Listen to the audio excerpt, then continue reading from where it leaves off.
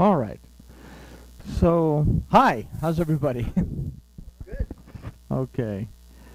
Hosea part 20. Wow. And we will finish chapter 6. So, we'll officially be halfway through. Woohoo! So, let's talk to our Elohim, and then we'll look at the last few verses of chapter 6. So, Father, we thank you for this opportunity to study your word.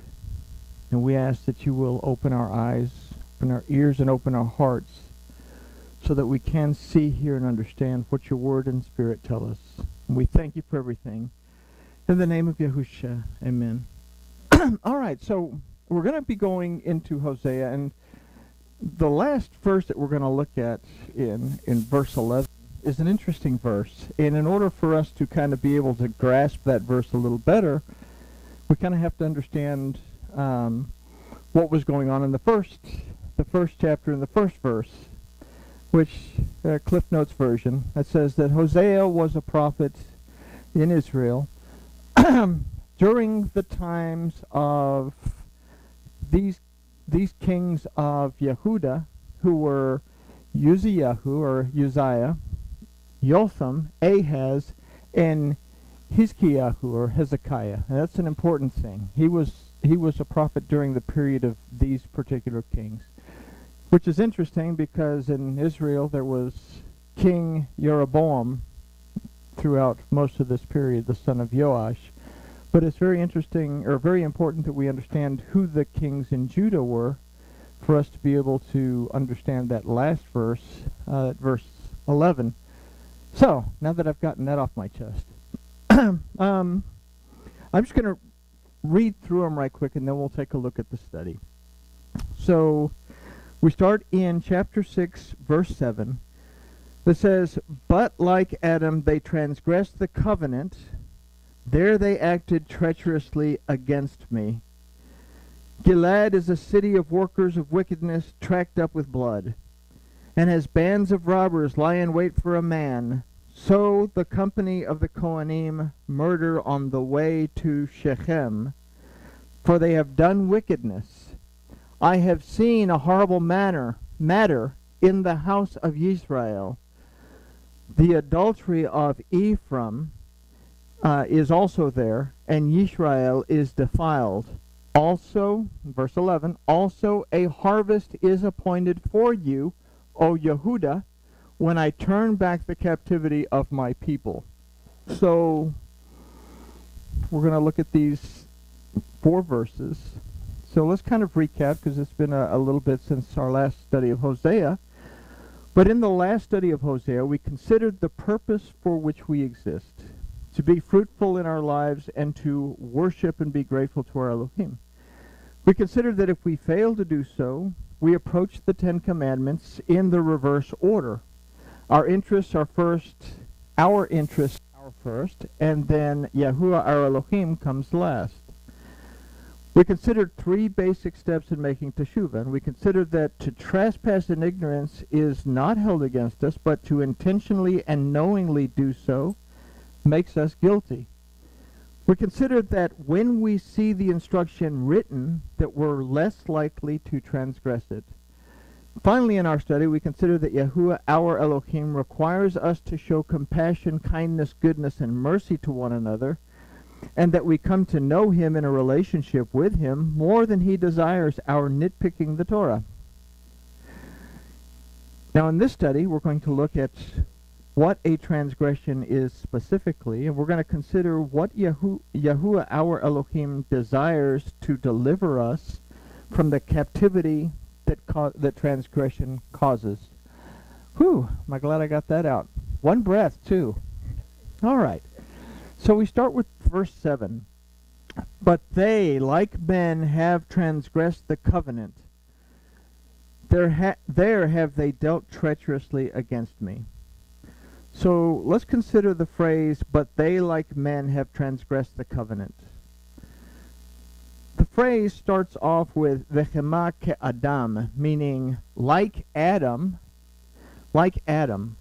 So what we see here is that transgression is similar to what Adam did. If we actually read this the way it was supposed to be read, it would say they've transgressed the covenant like Adam. So it's an interesting thing to look at, because then it gives us an example. Well, how did Adam transgress the covenant? So there's no word or concept for have in this verse. This phrase, again, should read, like Adam transgressed the covenant. How did Adam transgress?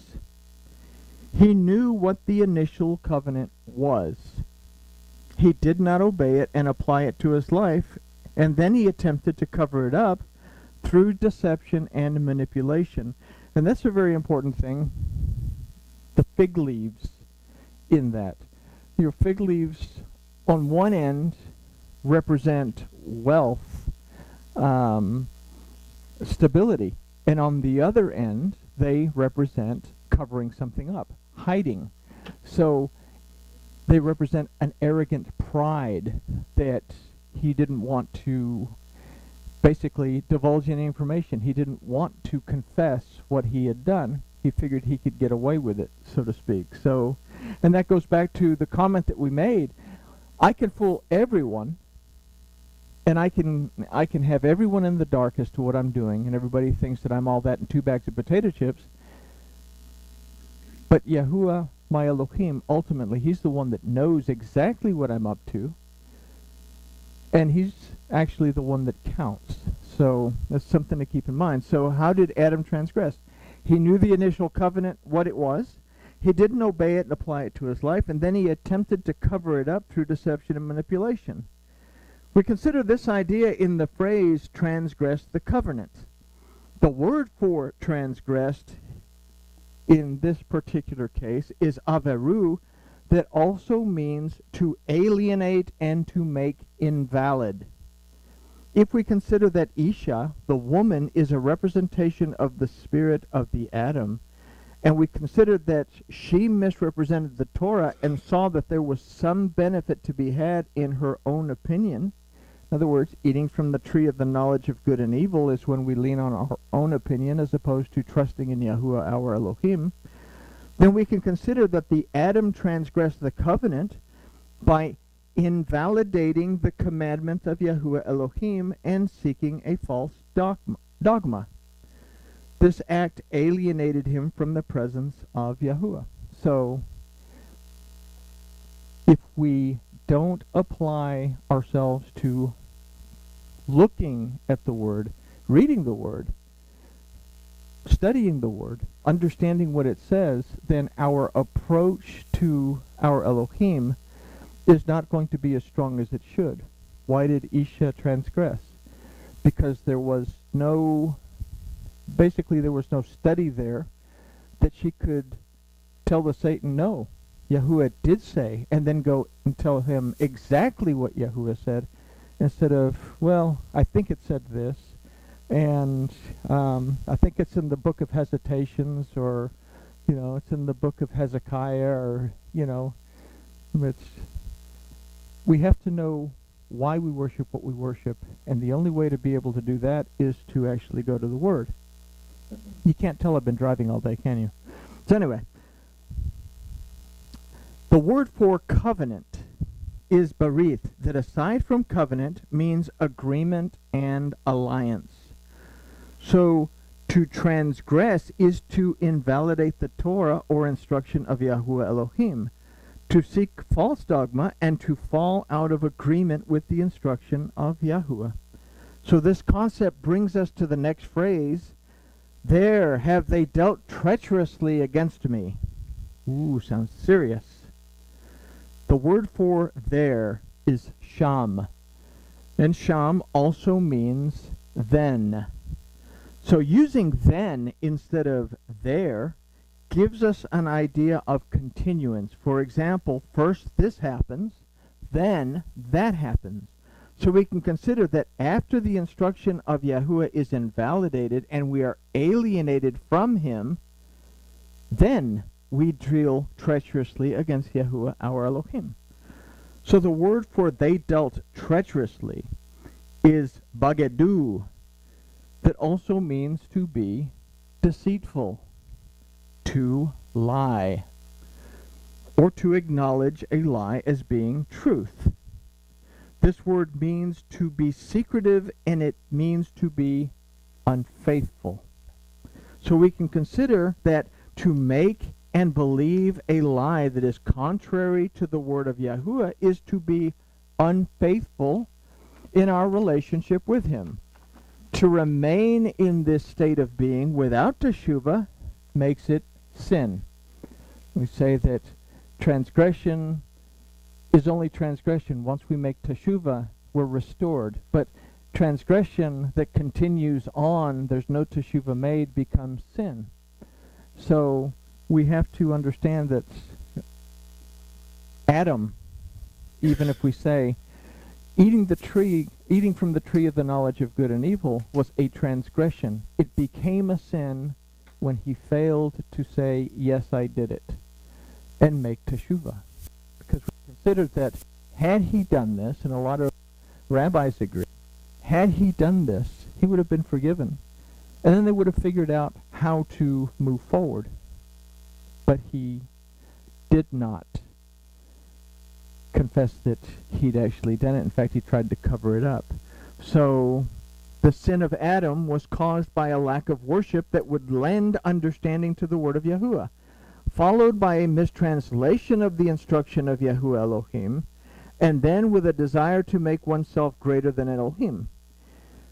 So keep this in mind for later, because we'll come back to this concept. Unclean religion yields unclean worship.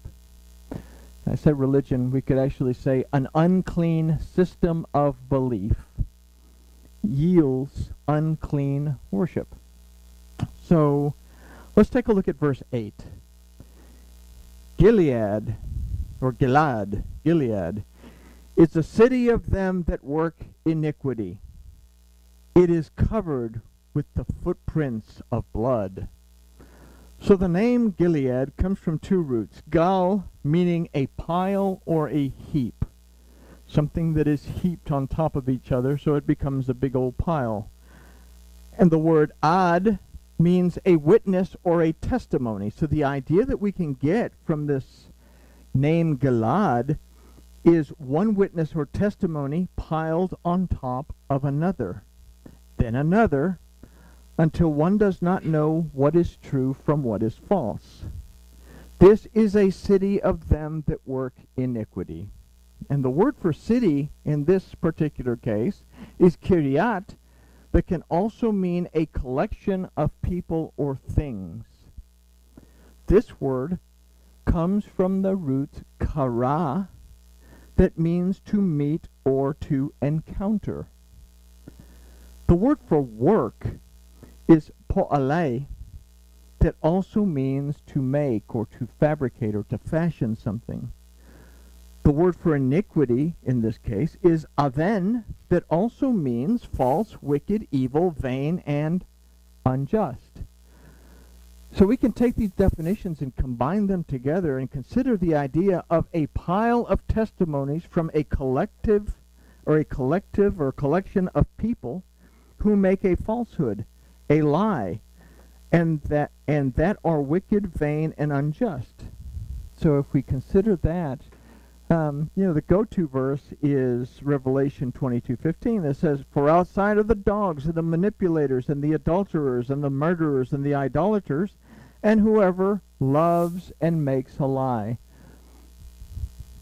Rav Shaul, Paul, had another little speech that he made to Timothy, and I forget if it's 1st or 2nd Timothy, but he talks about people having a type of reverence, but denying the power of Elohim. Well, before he makes that statement, he goes through a whole list of sinful acts. So the concept is that when we deny Elohim, we fabricate a lie and make that our dogma. We're basically in the same boat as these people that are committing all of these other acts of stuff. So anyway, let's consider the balance of the verse. It is covered with the footprints of blood. The word for covered with footprints is akubah, that also means to be polluted. We can consider from this an idea of polluted blood. Blood in the Torah is a representation of life. So we can consider that the first phrase causes life to become polluted. But let's take a little deeper look at this. The word akubah. The root of this word is akob, that means to be deceitful, crooked, and fraudulent. And akab means to supplant. In other words, to change something or change out the original with something else. Another similar root is akeb, and this is where they get the idea of this footprint, because akeb means the footprint. But what we can consider is that falsehood and deception that exchanges the original for something else that is wicked is what causes life to become polluted. If the Torah is the word of life, we can consider that any false dogma that is meant to replace it causes life to become polluted. This false dogma may have a form of reverence, but it denies the power and even the existence of Yahuwah Elohim. And in this case, we consider what it was that Yisrael did, that Yisrael had replaced the Torah-observant worship with their own dogma, and in the process, they replaced Yehudah with Baal. Yisrael really, really fell off the wagon. I mean, they changed everything. They came up with their own priests, their own temples, their own idols. Everything changed, and even changing or failing to recognize the name of Yahuwah and putting the name Baal in their place. So there's lots of changes that went on. So let's consider verse 9. And as troops of robbers wait for a man, so does the company of Kohanim. They murder in the way toward Shechem. Yes, they commit enormity. Whatever enormity is. I don't know. It's one of them like King Jimmy things. So we'll find out. Hopefully we'll find out what enormity means in the midst of all this. So the Kohanim referenced here in this verse are the false Kohanim that replaced the real Kohanim. When the split took place, the Levites and the Kohens left Yisrael and made their way back into Yehudah because they were going to continue their work in the temple. They had a hard time because Yehudah was hot, then cold, then hot, then cold. They had a job, they were out of a job. They had a job, they were out of a job. It was kind of a frustrating thing from the Kohens and the Levites, I imagine. But the descendants of Levi in the northern kingdom left and went down to the southern kingdom. So let's consider the phrase, and as troops of robbers wait for a man, so does the company of the Kohanim.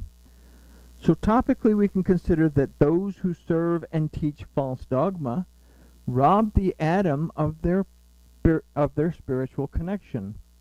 But let's look a little deeper. The word for troops is gedudim. The root of this word is gadad, that means to cut or to penetrate deeply. The word for wait is uchechake, try to say that 5 times real fast. Okay. That comes from the root haka. I guess we could have just gone with the root haka. That means to wait. Now this word has a primitive root in the word haka that means to carve or to cut into. It also means to take something off of its course. In other words, to make something go off course, to delineate something. Okay?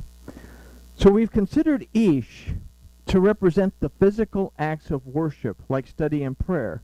This being the case, we can put the definitions together and consider an idea of something that penetrates deeply into worship that causes it to go off course. If we understand this concept, then we can consider that in the phrase, so does the company of the Kohanim, that it is the teachers and the ministers of false dogma and tradition that cause the worship of the Adam to stray away from the Torah of Yahuwah. Okay? So, this is exactly what the false Kohanim of Israel did in the northern kingdom. And it's a helical, if we say that there's a helical time in the Torah where it does this, and eventually it comes back to where we are, if we say that there's a helical time in the Torah, we can see that it's happening again in our day and age. So let's consider the phrase, they murder in the way toward Shechem. And this verse should actually read, in the way they murder towards Shechem. Okay? In the way they murder towards Shechem. This makes a big difference as it tells us how the false Kohanim penetrate deeply into worship that causes it to go off course. The word for in the way is derecho, that also means manner as well as journey. The root of this word is darach, that means to string a bow. Now the bow is a representation of the Torah. We've said that the root of Torah is yareh, that means to teach. It also means to shoot an arrow straight. So we're starting to get this representation of the Torah here, so we can consider that there is a right way and a wrong way to string a bow, and that there is a right and a wrong interpretation of the word of Yahuwah. And that's something that has really started to impact me lately, because as I read through Chronicles and I read through Kings again, I start to pick up things, and I start to look at this history, and I start to say, okay, well, this blends into here, but if I hadn't have known what the history was, if I don't know what the prophets say, then I miss these major Hebraic concepts that have been kind of dumbed down by the Greco-Roman concepts that we have today, and we basically miss the point. So that's kind of an important thing. There's a right way and a wrong way to string the bow, and there's a right way and a wrong way to interpret the word of Yahuwah. Now the word for murder is yaratz seku, that also means to dash into pieces. Shechem is a name that means back or shoulders. Now, the interesting thing about Shechem is the place that it's located. Shechem is in the middle, right between the mounts of Gerizim and Ebal. On Gerizim, the blessings of the Torah were proclaimed, and on Ebal, the curses for trespassing the Torah were proclaimed. So these ideas lead to the formulation of kind of a chilling concept. False dogma depends on dashing to pieces. False dogma depends on dashing to pieces the word of Yahuwah, not depending on its entirety, but rather only on the verses that support the dogma. This leads one to lose direction between the mount of blessing and the mount of curses. In this, yes, they commit enormity. The word for yes is key, that also means in truth. The word for they commit is asu, that means to make or to fashion. The word for enormity, we're going to find out what enormity means, is zima, that means adultery, idolatry, wickedness, and to devise a wicked plan.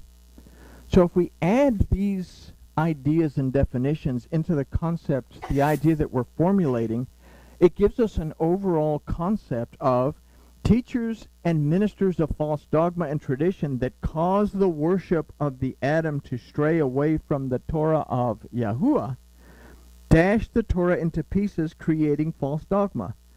False dogma depends on dashing to pieces the word of Yahuwah, not depending on its entirety, but rather on the verses that support the dogma. This leads one to lose direction between the mount of blessing and the mount of curses. In truth, this is a wicked plan to commit idolatry that is fashioned, or commit the idolatry that becomes fashioned, that becomes made. We make our own idolatry when we stray from the word, and then we stray towards the side of the curses as opposed to the side of the blessings. And it's so important that we understand what the Torah says. Again, I keep going back to that. But Paul, again, in Romans, when he's talking to the Romans, he tells them, if you don't understand what the Torah says, you're not going to understand what I'm saying. He says, I'm telling those of you who know the Torah. Because Paul is trying to explain directly to the house of Israel, those from the northern kingdom that are scattered amongst the Gentiles, that, hey, there's a way for you to come back, and you don't have to convert. Something was done for you to be able to make teshuvah and come back. But we take the writings of Paul, because if one verse says this over here in Timothy, and another verse says this in Corinthians, and we take those two unrelated verses and put them together, and we fabricate a dogma out of it. We fabricate a doctrine, and we miss the entire point of everything. So we have to understand why we believe what we believe, but we have to know what the Word says in order for us to be able to understand why we believe what we believe. So, if we can understand the concept that we just talked about, then verse 10 will be somewhat self-explanatory.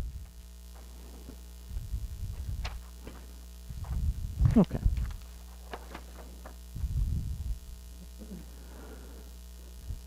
Did we talk about robbers? Or did I miss a part of this? Or is it just me? Well, it says that they like robbers. Okay? And what it was is that there was actually no word for robbers. That's what I wanted to say. There's no word for robbers in that particular verse. It says that's basically what the idea that we came up with in that last little phrase is what we're getting at from that. So verse 10, we understood our concept. In the house of Israel, I have seen a horrible thing. Here harlotry is found in Ephraim. Yisrael is defiled. So false dogma based on a shattered interpretation of the word of Yahuwah leads to false worship, in which fruitfulness, Ephraim, yields idolatry.